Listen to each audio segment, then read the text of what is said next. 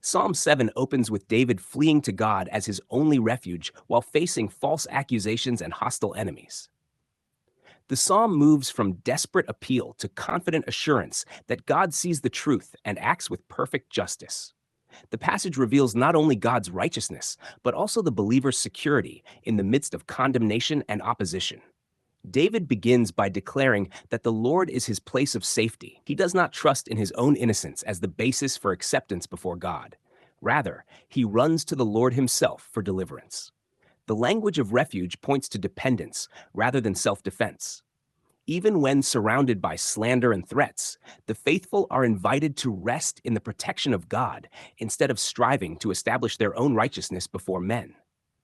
The psalm contains strong statements of self-examination. David invites judgment if he has truly committed the evil being charged against him.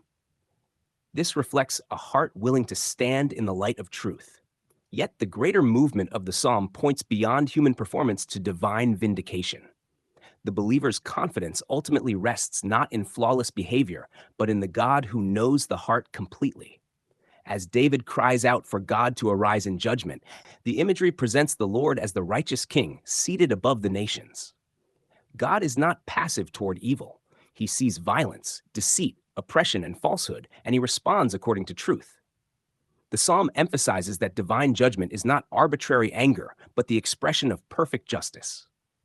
The declaration that God tests hearts and minds reveals his intimate knowledge of humanity. People may deceive others outwardly, but nothing is hidden from him. This becomes both a warning and a comfort. It warns the wicked that secret evil is fully exposed before God, yet it comforts the faithful because false accusations cannot overturn God's perfect understanding. David describes God as a righteous judge who is angry with wickedness continually. Divine wrath here is not uncontrolled rage, but holy opposition to evil. God's judgment is portrayed as patient and purposeful. The wicked are given opportunity to turn, but persistent rebellion brings destruction upon itself. The imagery of a man digging a pit only to fall into it himself demonstrates the self-destructive nature of sin. Evil ultimately collapses back upon the one who practices it. The psalm also reveals a transition from fear to confidence. David begins in distress but ends in praise. Before circumstances visibly change, he worships the Lord for his righteousness. This demonstrates faith that rests in God's character rather than immediate outcomes. The righteous can praise even in conflict because God's justice is certain.